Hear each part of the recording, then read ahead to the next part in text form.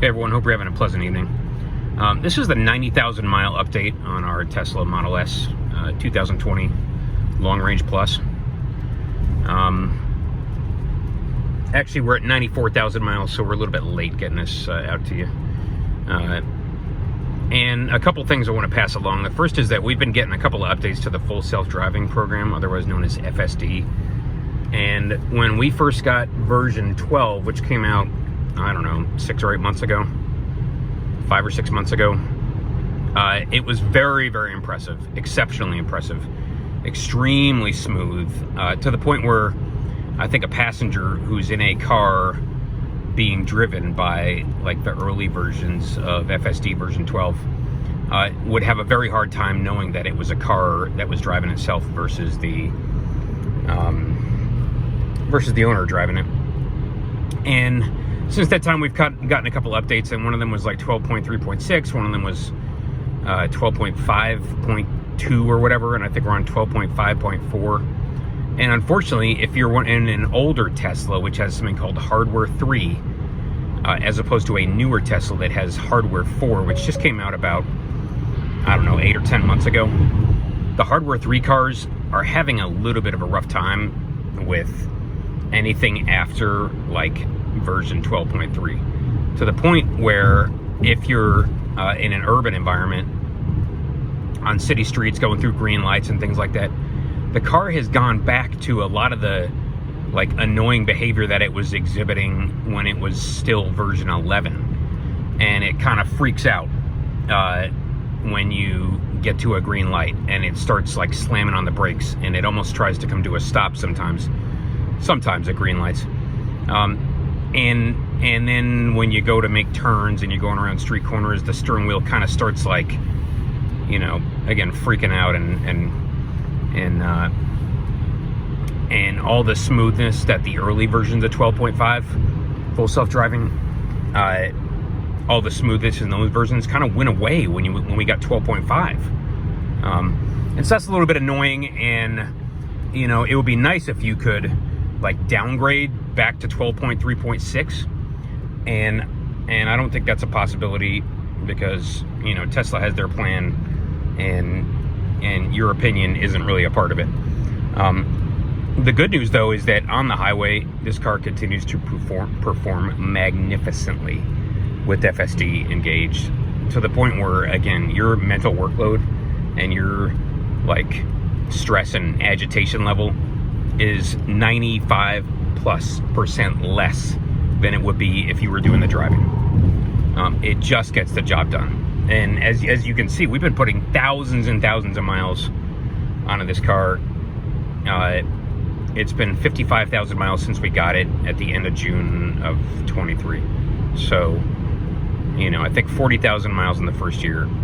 And again, and that's more than we put on any other vehicle we've ever owned, 40,000 miles in a year. And so it just devours the miles. And so, like, minor quibbles about the FSD system aside, we don't spend the majority of our time or put the majority of our miles on this car on city streets. For the most part, we're on highways. And on highways, it's going to perform, again, magnificently.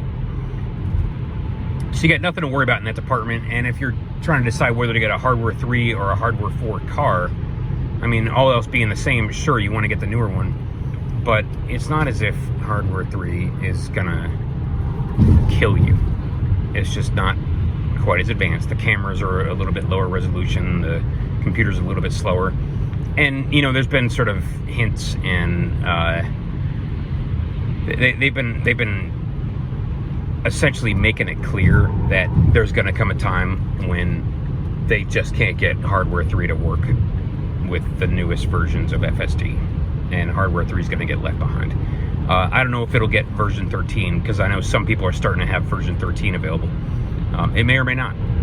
To be honest, you know, 12.3 would have been the perfect one to stop at. 12.5 is kind of a pain in the butt.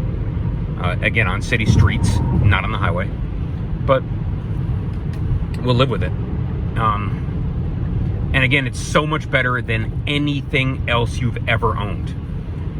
That, again, overall, we got no complaints with this thing.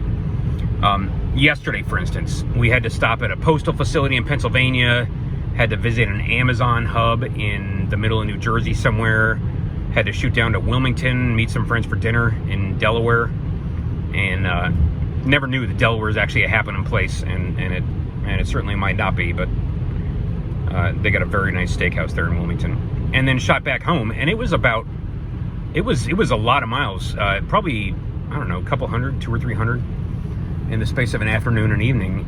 And again, the car does the overwhelming majority of the driving, and it just takes all that agitation and irritation and mental workload out of taking trips. So it's really hard not to love it. One of our relatives got a Lucid, got the Lucid Air, which is their sort of version of the Model S, and we checked it out yesterday. It's a very nice looking car. A lot of people would say it's a nicer looking car than a Tesla. The interior is very, very nice as well. It's also more efficient. It has like a 0.197 coefficient of drag. I think the Tesla, this one has like a 0.23. And so as a result, like the Lucid will get 5 miles for every kilowatt hour of electricity you use. And so it's about, I'm going to say 20-25% more efficient than this one. But and so it's like the lowest end version of the Lucid Air, and it's called like the Pure or something. And so yeah, it'll go 420 miles on like an 84 kilowatt hour battery, and so that is noticeably better than the Model S. The Model S has a so-called 400 mile range, 402 mile range on a 100 kilowatt hour battery. But you're not getting 400 miles out of this car. You're getting like 250. Maybe, between 200 and 250, maybe 300 if you're taking it easy and going nice and slow, which we don't tend to do. And so we had to stop and charge, but like, it just kind of worked out. We stopped for like 5 minutes to charge while taking a pit stop somewhere in New Jersey. And that was almost enough to get us all the way there and back. But then when we stopped for dinner last night, we like found a garage that had free charging plugged in. Got a whole lot of juice there in the space of 2 or 3 hours of being parked, and got home with all kinds of energy to spare. And so everyone who keeps going on and on about this, like the infrastructure, it's just not there, they don't know what they're talking about. Again, we've gone 40,000 miles in this car. We put 50,000 miles on our previous one, which we owned, which we bought more than 5 years ago. And even 5 years ago, there was all the infrastructure you ever needed to go wherever you needed to go in your Tesla. So again, it's just sort of comical. People saying, "Oh, I'm not going to get an EV because there's not enough infrastructure." That's not the reason not to get an EV. Maybe you just don't like the car, and that's fine. But this thing has taken us anywhere we've needed to go, and this like so-called range anxiety is just not an issue as long as you own a Tesla. So a couple other things to pass along. In terms of maintenance, we had to change out the tires at around 80,000 miles. So 14,000 miles ago, we got a set of run flats, and they've worked great, nice and quiet. It's called like the Bridgestone Drive Guard Plus, I think. No issues at all. And we fully expect those will last another 40,000 miles. We have, this may or may not have happened since the last time we talked. We had to get the front half shafts replaced again, because this car, it's heavy enough and it's powerful enough that it puts an enormous amount of stress on the half shafts. Otherwise known as the axle shafts, leading from the differential to the left and right front wheel hubs. And it's like a 600 horsepower car, and it's heavy. It's like 4,500 or 5,000 pounds. And so those little half shafts and their little CV joints are under a monumental amount of stress. And the first time we had to do it was when we just bought the car, because it had like this like low frequency vibration, this sort of like whumping sound that it would make when you got on the power. And we chalked that up to probably the previous owner. Again, we got it at 40,000 miles. The previous owner was just getting on the gas too hard and wore out his inner CV joints. And there's also, apparently there's a TSB about it because of the fact that the axle shafts, the front half shafts, are at an angle. They're not straight. It's not like a straight line from the differential to the hubs. The axle shafts may be bent some or all of the time that they're in use, and so those CV joints are getting a lot of wear and tear, inner and outer. And so that was the first time we had to change them, and then we had to change them again at about 80,000 miles, give or take, because the outer CV joints were making that popping sound. You know, the popping sound you get before they self-destruct. And we actually took the Tesla guy for a test drive in the car because he didn't think it was an issue, because the boots weren't cracked, and there wasn't grease leaking out, but it definitely was an issue. And he changed them out, and the noise went away. So this car has had its CV joints in the front, its axle shafts, its half shafts, changed out twice now in the space of the first 80,000 miles. Again, we talked about the tires. It's on its third, to our knowledge, third set of tires, second since we bought it. And then we've had a couple of suspension parts changed out around like the 60 or 70,000 mile mark, and we're talking like control arms. We're talking things called spherical bearings, which are kind of an exotic component in the suspension that Teslas and not a lot of other cars have, to our knowledge. And it's kind of like a combination of a ball joint. It's a weird looking thing. We saw what it looked like. And then we had to have the rear hatch. It wouldn't cinch all the way down, and so we had to get something called the cinch actuator replaced sometime during the summer. And then just a day or two ago, we started getting the warning saying that there was a problem with the air suspension, and we started getting this message saying, nope, not that one. We started getting a message saying like adaptive suspension fault, top speed limited. And when they say top speed limited, what we came to find out is that the top speed is limited to 90 miles an hour. So because of some problem in the air shocks, or air springs, I should say, the car doesn't want to go faster than 90. And, you know, that's fine. We can live with that long enough to get it fixed. And to be honest, anytime you buy a car with an air suspension, you have to know it's not going to last forever. Air springs certainly give you a very, very nice ride. Very, very comfortable ride. Much more so than the other Model S we had that had steel springs. This thing is 1,000 times smoother. And then you got your the fact that it's constantly adjusting the ride height, and maybe it's raising it up when you're going slower, and then it's lowering it down when you're on the highway going faster to give you more range. And that's fine. Again, it works fine. It does load leveling if you've got a bunch of heavy cargo in the back or a bunch of heavy passengers. And so it was not unexpected that this air suspension was eventually going to have trouble.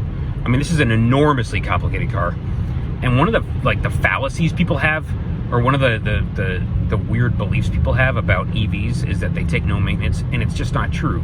They do not take no maintenance. Granted, you don't have an engine, you don't have a transmission, but as stated, you have differentials front and rear. You have half shafts, you have brakes, you have suspensions, and these suspensions are very complex, at least in the Model S. And so stuff's going to wear out, you know, bushings, ball joints, all that stuff. It's going to need maintenance, especially if you drive in like a cold weather climate and you're getting a lot of salt and slush up in there, degrading your rubber components and your various metal components. Although again, your body in the Model S and the Model X are aluminum, and so those are never going to rust on you, and that's good. The interior is holding up just fine. The touchscreen, this enormous 17-inch portrait mode touchscreen, working great. The dashboard working great. You know, people apparently, you know, every now and then people will start to see bubbling in the screen, and they'll have to get that changed out. Other stuff, you know, power seat motors, who knows, maybe one of those will die at some point. The mirrors are working fine. Door handles are working fine.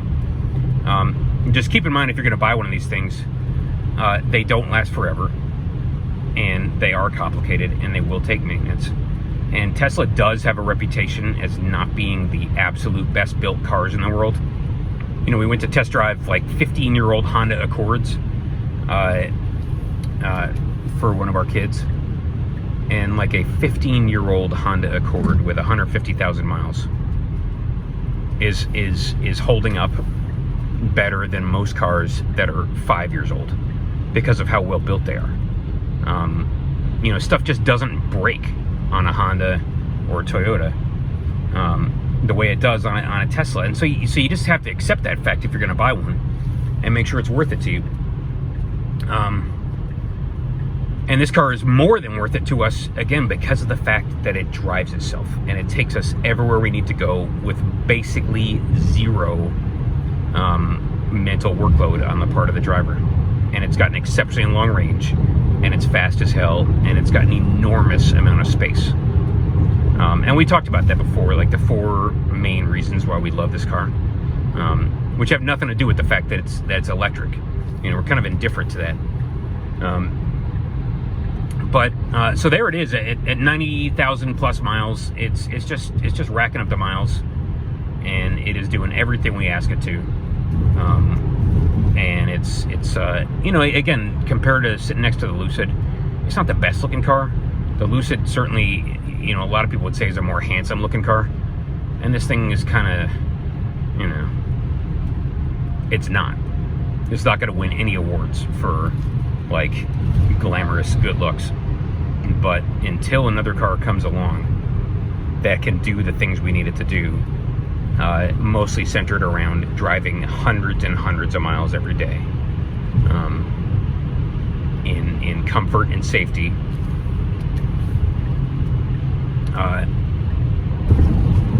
and self-driving, again, hundreds and hundreds of miles a day,